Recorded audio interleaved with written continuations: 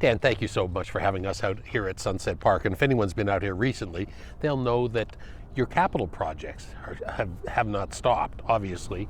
There's a big one right here, 24 pickleball courts with tournament ready and everything like that. Tell me about this project. Well, this is a great project. RPM has been a huge help. They've been leading the charge with this. This was funded through park development funds. It's going to be a 24 court complex. It's going to have a 4-court championship sectioned off, which will still be open to the public. It's going to be the gem of Southern Nevada. We're really excited about it. The local groups are excited about it. We are already looking at tournaments coming up in the springtime. It's going to be a beautiful facility. There's going to be nothing like it that's government owned anywhere around here. In a couple of the other smaller parks, and including a brand new one, Cougar Creek Park, you added 2 courts there. You've added some new courts over at the Bob Price Rec Center. What's the deal with pickleball? Yeah, for about the last 3 or 4 years, it seems to really be one of those activities that's growing. As the population ages, and a lot of younger people are playing as well, it's not quite as you don't have to exert yourself as much as you do with tennis. It's a smaller court, similar to paddle tennis, which some people have played on. It's more of a West Coast thing. But it's a smaller court, you're not running around as much. It's still a fast-moving game. You still get your exercise, your cardio working out, and it's really good social activity. There's a lot of people that play regularly, not just at our outdoor parks, but at some of the pickleball times that we set aside in our smaller facilities, such as Paradise. We have a very devout following there. So we all know that they're chomping at the bit to come out to this facility when we open. So people have been clamoring for this, and again, this show is a good example of something that, hey, the community has come to you and said, we need pickleball, and Parks and Recreation has answered. Oh, absolutely, absolutely. Commissioner Gibson had met with constituents. He was excited about it. They convinced him. It didn't take us any convincing. We already saw it coming as a growing trend. So when we heard this was a project that he was excited about, wanted to move forward with, we were very excited about it as well. It's just, in Parks and Recreation, we just want to continue to always strive to provide more recreational and social opportunities for as many people as possible. And this is a perfect example. This year's been a challenge, and we'll get to some of the challenging things and how your department has pivoted here in a second. But to me, it seems like 2020, I've just got a few of the capital projects that you guys have done this year. You put a new facility at Pebble Park. Martin Luther King Senior Center is open.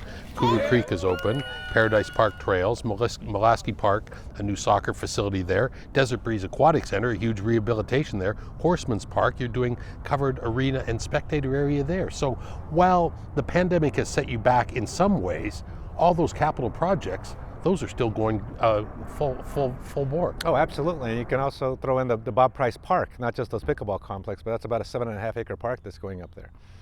So the funding is there.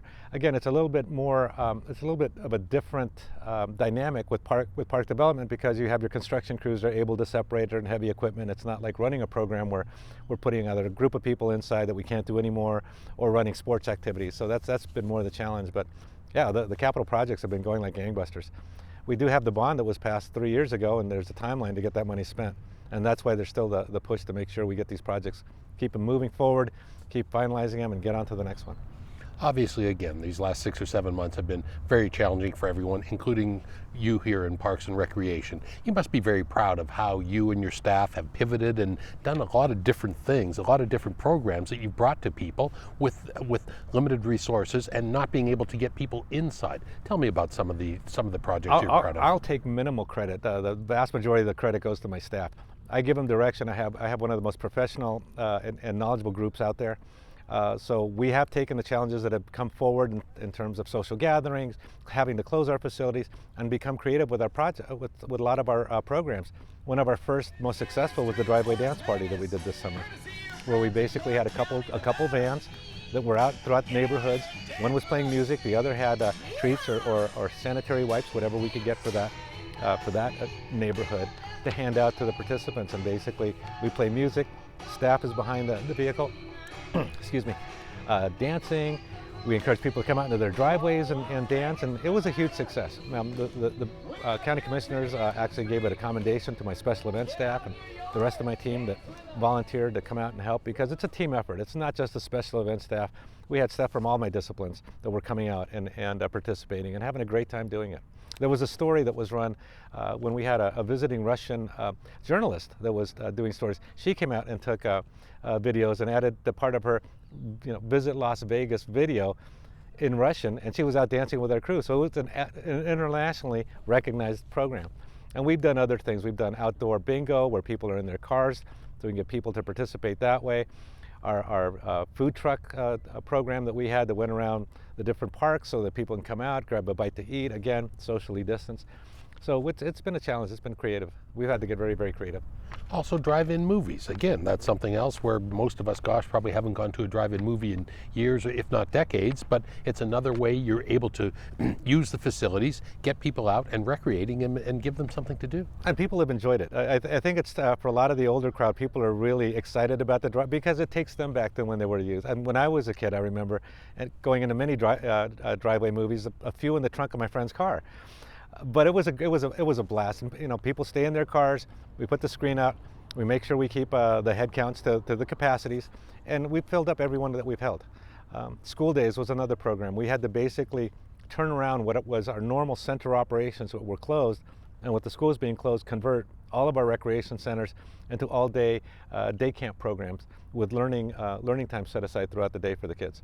So that's been a challenge. And again, working with RPM and IT, we needed to upgrade our Wi-Fi ability, and they were on it. We got everything upgraded so that we wouldn't have issues with kids not being able to log on. We have close to 500 kids in our program right now over our 13 sites. So it's helped a lot of families in some very tough times. Dan, maybe this is a broad question and probably tough to answer and probably evolving as it goes. Will this change how your mission or how Parks and Recreation will be? Will we get back to normal, or will this kind of change your mission and facilities and things of how Parks and Recreation will be conducted in the future? Our mission remains the same. Provide optimum services, provide opportunities for recreation, socialization, provide opportunities for people to come and get information for community outreach. The mission's the same. It's just we're having to be creative how we accomplish those goals. And we've had to adjust based on the current COVID issues, having to do with separation, how many people we can get together. The biggest challenge has been with seniors. They're probably the one population that needs it more than anyone, where there's social interactions. Staff got creative. We started to do things online field trips. So we would staff would show pictures of Zion or something just to keep them engaged and keep people interacting with one another. We were doing chair yogas on tape. So we were working with our Facebook pages and other social media. We've been reaching out to some of our populations. So we've had to get creative in areas that no one ever anticipated we'd have to do.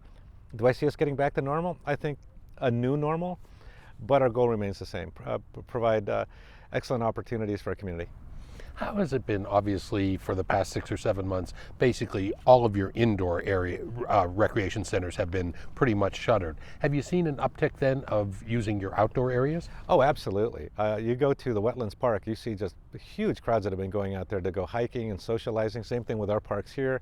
You see more families coming out and having family get-togethers out in the park, taking their dogs out. Our dog parks are busy. Again, the drive-in movies that we've been doing.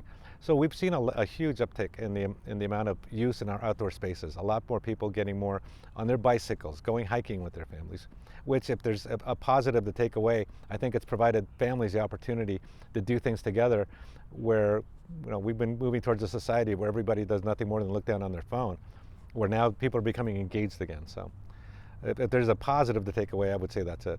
Unfortunately, of course, some major annual events, including one that should have taken about a week or so ago, just on the other side of Sunset Park here, the Age of Chivalry Renaissance Festival has been going on for 2 decades or more. Unfortunately, that has been shelved for this year. Tell me about the future plans for large annual events such as that one, Dan. Well, it's a year off for our next one, so we're hoping we're at a position by then where we can start to open back up. And again, we don't know what the cards hold in that. If everyone has to wear a mask, but we can get it together, people miss those kinds of activities and events. I think we'll be in a better position. I'm confident with the people that are in place now that going forward, we're going to be able to develop workable plans to make sure that we're able to offer these activities again. Because people miss them. People travel for these things. I miss it this year. I think everybody in town misses it. It's a fun event, similar to our Tacos and Tamales event and some of the other ones we held here at the park. Everybody misses them. It was a chance to interact, go outside, enjoy the day, do new and different things. So I'm hoping next year we can start planning. We're going to start planning to do them again next year. Give me your best crystal ball prognosis then? What do you think we will be at next year as far as your department goes, Dan? As far as my department, I think we're going to start getting to a position within the next few months, fingers crossed that the medical experts continue in the path they're going, of being able to open our facilities again. Maybe smaller rooms, smaller crowd sizes, but I see us getting back to some semblance of normal with maybe some additional controls put in, whether it's everybody wearing a mask or temperature check, but I see us getting there. Slowly but surely, I see us getting back there. All right, keep up the great work. Thank you so much for spending time with us today and telling us about Clark County Parks and Recreation. Well, thank you for having me and giving me this opportunity. I appreciate it.